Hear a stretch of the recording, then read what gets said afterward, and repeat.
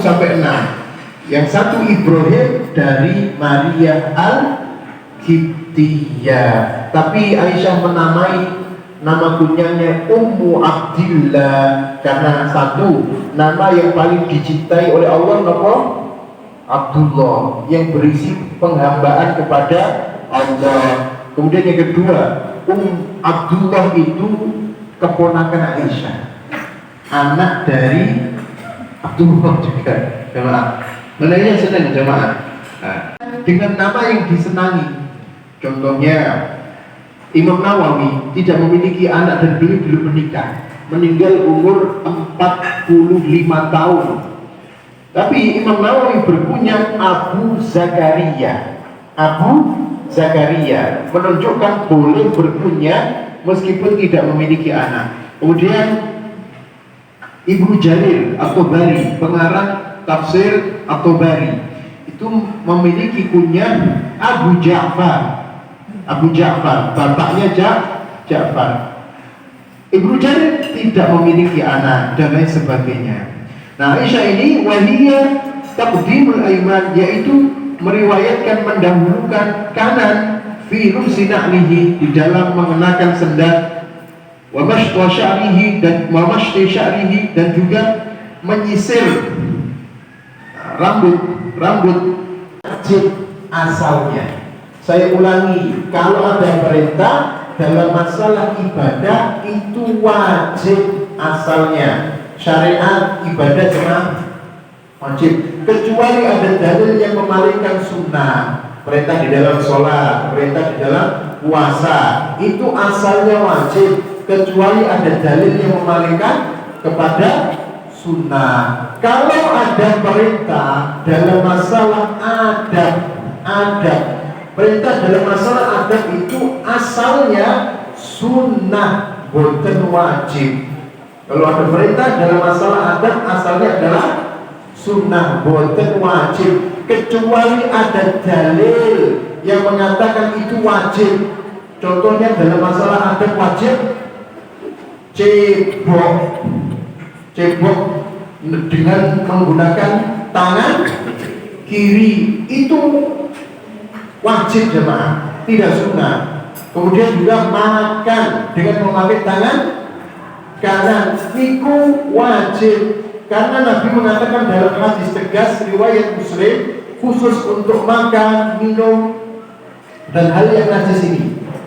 Rasulullah bersabda, idza syari'a wa idza akala ahadukum, jika salah seorang di antara kalian makan, falyakul biyamini, hendaknya makan dengan tangan kanan, makan dengan tangan kanan. Wa idza syariba falyashrab biyamini, dan jika minum hendaknya minum dengan tangan kanan. Fa inna syaitan, alasannya ini, karena setan itu yakulu wa yashrabu bishimalihi, makan dan minum dengan tangan kiri. Maka para ulama mengatakan makan dengan tangan kanan itu wajib, dan juga termasuk cebok dengan tangan kiri itu wajib, menyelisihi setan itu sendiri. Nah, ternyata diteliti dalam penelitian ilmiah, Bapak Ibu, makan dengan tangan kanan, apalagi makannya memakai tangan, tidak memakai sendok, itu baik. Ini ada zat dalam jurnal ilmiah, zat pembusuknya. Tangan kanan kita ini ada zat pembusuknya, yang kalau makan, apalagi dijilat, itu sunnahnya, dijilat.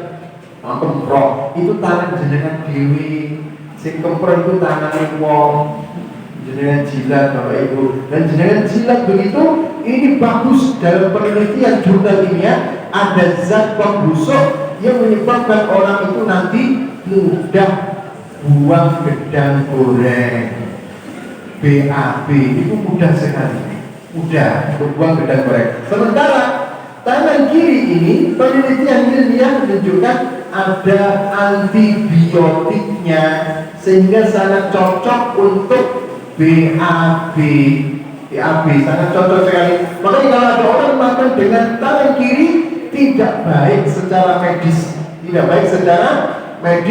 dan juga kesehatannya nggak bagus. Selain dalam hal akhlaknya tidak berakhlak, Dari hadis ini ada beberapa poin yang bisa kita ambil. Yang pertama, saya bacakan agak cepat.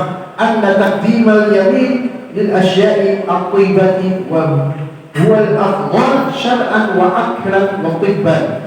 Sesungguhnya mendahulukan yang kanan untuk segala sesuatu yang baik itu lebih afdal secara syariat, logika maupun ilmu kedokteran. Bagaimana kalau mendahulukan yang kiri? Hal-hal ini dia hanya tidak mendapatkan keutamaan, tapi khusus tadi untuk makan wajib dengan tangan kanan, buang air dengan tangan kiri. Yang kedua, anna ja'al yasari asyail al-mustaqbirah. Sesungguhnya menjadikan yang kiri untuk sesuatu yang kotor. Bual al-aliqu syar'an wa aklan. Itu layak secara syariat dan akal. Layak. Memang gak bagus untuk sesuatu yang kotor itu dengan memakai tangan kanan. Itu secara apapun dilihat dari sisi syariat, akal, medis dan sebagainya, betul cocok. Yang ketiga, inna syar'a syarif ja'a islahin nas. Sesungguhnya syariat yang mulia ini datang untuk kebaikan manusia, di mana syariat ini menganjurkan dan mencegah dari sesuatu yang memudaratkan dan sesuatu hal yang tidak pantas Islam. Dan yang terakhir, Bapak Ibu, mendahulukan kanan dari yang kiri itu sunnah. Kecuali dalam memakan tadi, makan itu wajib. Imam Nawawi mengatakan, bagaimana kalau seorang wudu mendahulukan kiri kemudian baru kanan? Maka di dalam wudu kalau mendahulukan kiri kemudian kanan makruh, hukumnya makruh karena wudu diperintahkan kanan selesai dulu kemudian baru kiri, jangan kanan kiri kanan kiri, oke. Jadi kanan dulu kemudian baru kiri, selesai bahasan masalah ini. Insyaallah kita lanjutkan hadis berikutnya. Jika ada pertanyaan saya persilahkan. Orang yang kidal tidak ditolerir di dalam Islam.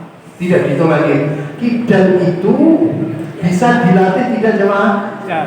Bisa. Maka Nabi itu pernah melihat seseorang yang makan dengan tangan kiri, kemudian dia bantah, saya nggak bisa ya Rasulullah dengan tangan kanan. Alasannya kidal itu sama seperti ini Pak.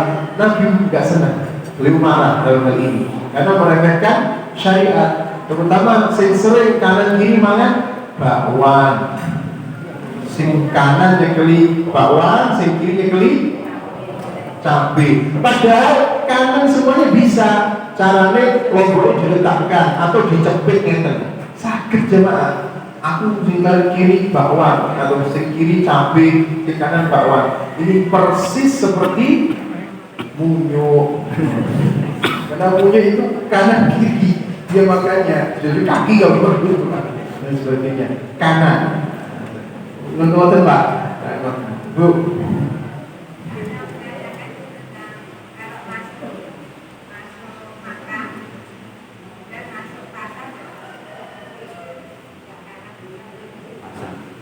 Masuk pasar, ada masuk makan. Ya. Untuk pasar itu istananya setan. Maka dalam hal ini Allah ada besok yang kiri sama, nampaknya yang kiri dulu. Kemudian juga kalau makan sesuatu yang baik sebenarnya kanan tentunya. Pokoknya jangan lihat kondisinya. Termasuk memakai jam itu kanan ke kiri.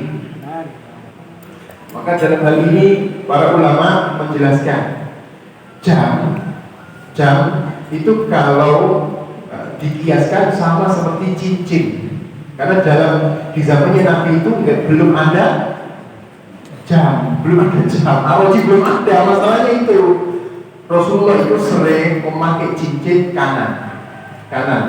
Tetapi terkadang beliau juga pernah memakai sebelah kiri. Jadi kanan kiri memakai cincin sebenarnya tidak masalah, tidak masalah. Dirinci kalau untuk memandang sebagai hal yang baik kanan. Tapi kalau jam itu dipandang untuk melihat waktu karena mudah. Kalau kiri kan mudah, begitu. Kiri buat nopo-nopo, fleksibel, longgar di dalam hal ininya. Seperti cincin Rasulullah pernah pakai kanan yang sering, beliau juga terkadang memakai cincin sebelah kiri. Monggo, buat nopo-nopo. Ada lagi? Satu lagi. Nanti keburu angkrot tuh, katanya dingin gitu. Berkaitan dengan tangan kanan atau hal yang sebelah kanan, adakah bagian kanan yang tidak baik? Misalnya, kalau kita melihat keadaan anak muda sekarang, kontemporer itu ada yang mengenakan jari telunjuk, jari tengah. Nah itu kan meskipun dia pakai tangan kiri, jari tengah itu bisa kalau mengacungkan diri ke orang lain kan menimbulkan negatif dan bisa membuat huru-hara. Nah itu apakah termasuk kanan yang buruk? Kemudian yang terakhir yaitu apakah manusia ataupun wanita yang sumur, dapur dan kasur itu merupakan daripada sisi kelemahan wanita? Apakah bisa kita asumsikan seperti itu? Ya. Yang pertama, tangan kanan apakah bisa dipakai untuk sesuatu yang buruk? Ya bisa saja. Kalau untuk mukul orang, nyetot orang, nonjol orang itu bisa buruk juga. Atau tangan kanan pulau contoh nih jemaah, jangan ditiru nih. Ini contoh saja. Ini kan nggak bagus. Atau gini juga nggak bagus duanya. Karena ada kebiasaan di masyarakat itu tidak bagus. Bisa saja kanan atau kiri. Tapi untuk sesuatu yang baik, tadi kan kita membahasnya sesuatu yang baik dimulai dari kanan. Tangan kanan digunakan tidak baik bisa saja kalau pakai nyolong dan lain sebagainya. Dan yang kedua, sumur, dapur, kasur dalam hal ini Bapak Ibu itu mulia sebenarnya. Kemuliaan bagi wanita. Sekarang dianggap merendahkan wanita. Tidak sama sekali. Karena ibu itu madrasatul ula dan juga ibu ini tempat untuk berbagi kasih kepada laki suaminya, dan itu jihadnya dari wanita. Istri itu harus cerdas karena dia untuk mengajarkan anak-anaknya. Istri itu harus juga full service kepada suaminya. Begitu juga suaminya harus ngerti kondisi dari istri. Kalau istrinya diloro ya jadi dipaksa. Kalau istrinya juga lagi nggak mood dan sebagainya, jemaah, karena ada pelindung dan sebagainya, jangan dipaksa, saling toleransi dalam hal ini. Nah yang ditanyakan Mas Amir tadi, sumur dapur kasur itu baik. Kalau keduanya bisa diperankan, bahkan wanita bisa nyari nafkah dalam hal ini, monggo, boten nopo-nopo, silahkan. Selain memerankan dari tadi ya, keduanya bisa beriringan, silahkan. Tapi kalau cari nafkah, khawatir mengundang fitnah, dan istilah hindari itu semuanya dihindari ya. Semoga bermanfaat. Kita tutup dengan doa kafaratul majlis. Subhanakallahumma wa bihamdika asyhadu an la ilaha illa anta astaghfiruka wa atubu ilaik. Assalamualaikum warahmatullahi wabarakatuh.